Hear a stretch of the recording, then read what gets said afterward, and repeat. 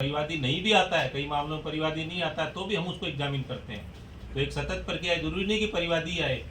ये काम हमारा सुपरवाइजरी ऑफिसर का है कि वास्तव में इन्वेस्टिगेशन सही हुआ या नहीं हुआ, और केस दर्ज होने के बाद, केस के बाद में उसका इन्वेस्टिगेशन, और इन्वेस्टिगेशन के बाद उसका चालान कोर्ट में पेश करना। अब और भी ज्यादा जोश से उठाइए अपनी जिम्मेदारी, शुरू करिए अपना खुद का काम with cruiser private limited. Piaggio Ape cargo and passenger 3-व्हीलर टेम्पो अब डीजल पेट्रोल के साथ सीएनजी में भी उपलब्ध। आइए Cruiser private limited, opposite Reliance Smart, Nasirabad road, Biharigunj.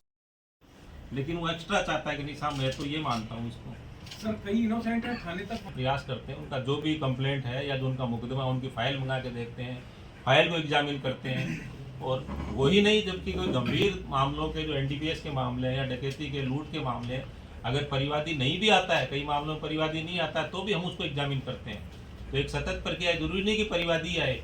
ये काम हमारा सुपरवाइजरी ऑफिसर का है कि वास्तव में इन्वेस्टिगेशन सही हुआ या नहीं हुआ, और केस दर्ज होने के बाद, केस के बाद में उसका इन्वेस्टिगेशन, और इन्वेस्टिगेशन के बाद उसका चालान कोर्ट में पेश करना। चालान कोर्ट में पेश करने के बाद में वो कन्विक्शन हुआ या नहीं हुआ, और कन्विक्शन नहीं हुआ, बरी हो गया, तो उसमें क्या कारण रहे, क्या पुलिस के इन्वेस्टिगेशन के कारण बरी हुआ, तो उन चीज़ों को भी हमारा एक्विटल रजिस्टर उसको लास्ट तक भी देखती है पुलिस। इस चीज़ ऐसे कितने मामले हैं जो वो हर फाइल आती है कोर्ट में, जो बरी हुआ उसका एक्विटल रजिस्टर होता है। रेंज का बताते हैं सर, अभी यहाँ रहे तो आप यहाँ मैं आपको आंकड़े नहीं बताऊंगा, लेकिन आपको आंकड़े में इस चीज़ का लेके नहीं, आपको बता देंगे। आपको है ना, आंकड़े मेरे यहाँ ले लीजिए, आपको उपलब्ध करवा देंगे कितने में हमने चार्जशीट दी। पोक्सो के मामले में एक सजा कराई तो उनको हमने अप्रिशिएट किया। अगर कोई बरी हुआ है या बरी करने के केस को खराब किया है, उसमें कितने आरोप पत्र दिए हैं, हम आपको भी 5 मिनट में बता देंगे। गौहर चिश्ती का उदाहरण है, महीने में इसके अंदर हम जो एमएचए के गाइडलाइन है कि महिला अत्याचार और पोक्सो के जो रेप के मामले, उसमें मैंडेटरी है जी कि 60 दिन में उसका चालान पेश हो जाना चाहिए। अगर आपने 60 दिन में चालान पेश कर दिया तो आपको 100 नंबर है, और 60 दिन में आपने चालान का मतलब ये नहीं कि आपने फॉर्मेलिटी कर दिया, आपका उस पर चढ़ जाना चाहिए।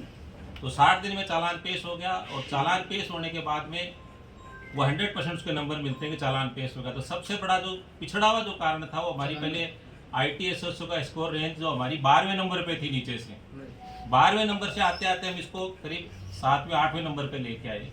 उसका एक ही काम किया है कि जो अननेसेसरी जो केसेस पेंडिंग है, महिला अत्याचार के, रेप के, पोक्सो के, कोशिश करिए कि 100% 2 महीने में उनमें चालान पेश हो जाए।